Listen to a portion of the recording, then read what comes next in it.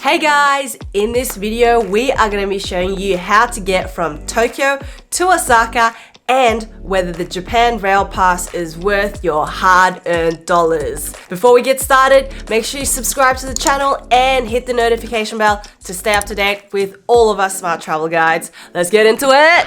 But first, let's get started on exactly how you can get from Tokyo to Osaka. You can take local buses, a local train, or you can even fly from Tokyo to Osaka.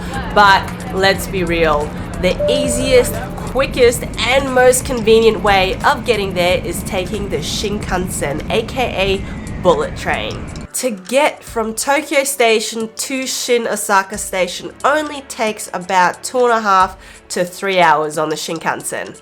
Shinkansen stops are centrally located and really easy to get to. Getting on board is really simple as well.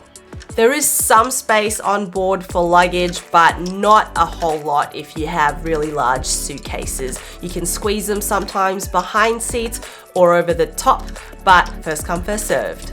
Although sometimes it is best to get reserved seats. It does cost a little bit extra, but especially if you're traveling with kids or you have a lot of luggage, you kind of want to get reserved seating to be guaranteed a spot, especially during peak times. And guys, this has happened to us before. You can end up standing the entire 2.5 to 3 hour journey from Tokyo to Osaka or vice versa standing, which is really not ideal when you're traveling with kids or a whole heap of luggage.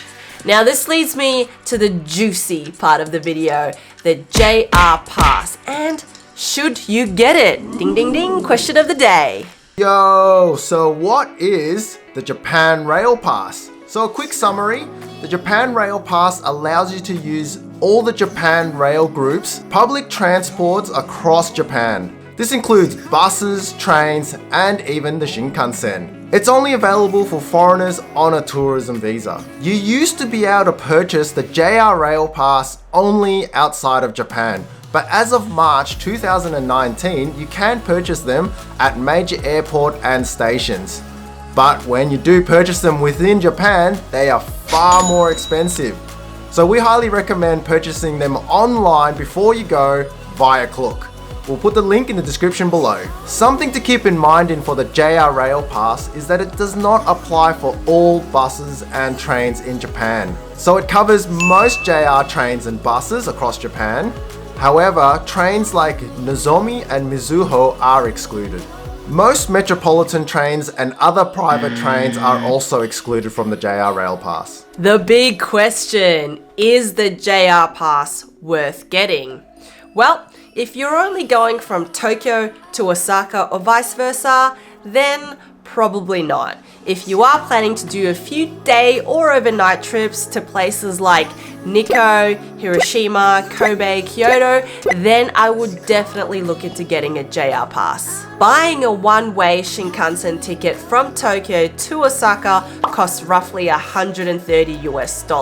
So if you're planning to make a return trip to Tokyo, that's pretty much the equivalent of getting a 7-day Japan Rail Pass. So I would definitely say, in this case, it's worth getting a JR Pass.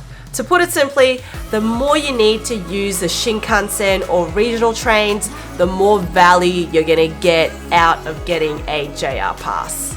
Also, one important thing to note that by getting the Japan Rail Pass, you are also getting reserved seating without any additional charges. Just make sure to organize it at a Midori no Maraguchi. At a Midori no Maraguchi. Just to make sure. Why can't I even get the English right?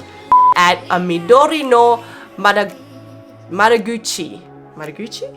Just make sure to organize it at a Midori no Maraguchi. Yeah. Maraguchi.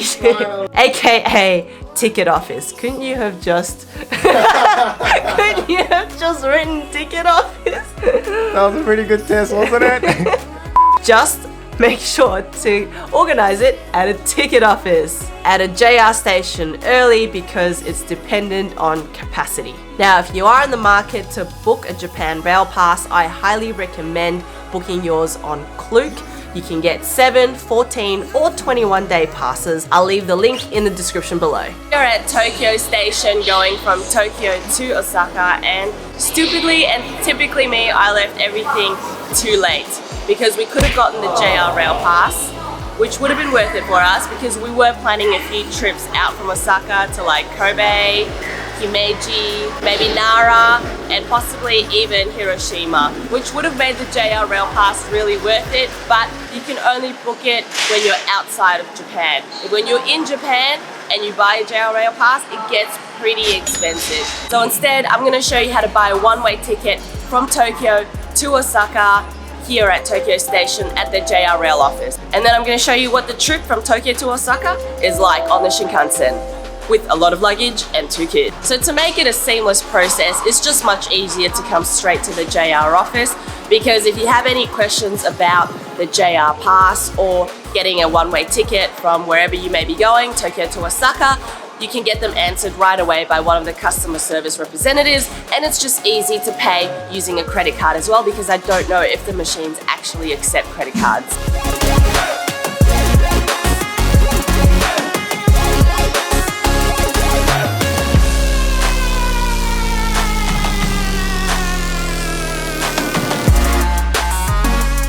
Some helpful tips. The Shinkansen actually runs quite frequently throughout the day, so you're looking at about 20-minute wait between each one. So in the mornings, they're actually even more frequent, so during peak hour times. But you probably don't want to go in that time because it's super busy. As mentioned earlier, make sure to take advantage of the JR Pass reserved seating that's available to it. You don't want to be standing up on the whole 2.5 to 3 hours with your kids and luggage, trying to juggle them all.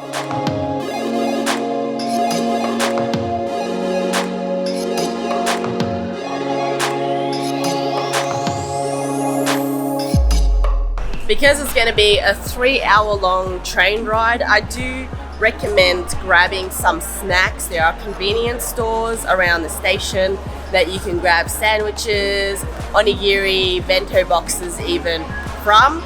It can get a little pricier on the Shinkansen train, but you can get some food that come around on carts. But you know, if you're traveling with kids, you obviously want some snacks with you. So get something from convenience stores or even a coffee beforehand.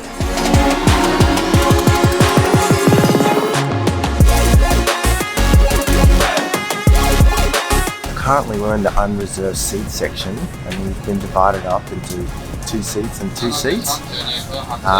We've left our suitcases all the way down at the back.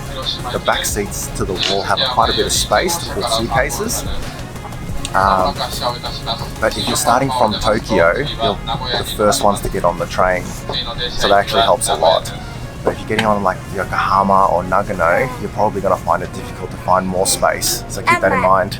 So the train we took only had 3 carriages of unreserved seating area. I believe there's probably easily 5 plus reserved seats section, and a couple of first class carriages too. So make sure you get there early to try and get on these carriages, because there's not that many of them. It's a baby change, and there's a toilet, which kind of reminds me of like an airplane toilet. And you've got a diaper disposal here, sink.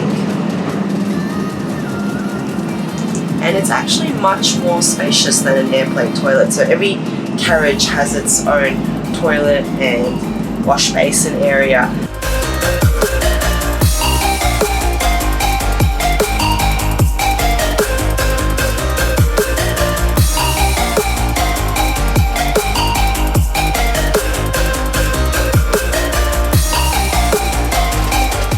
Was our guide on getting from Tokyo to Osaka, guys. We are here at Shin Osaka, which is the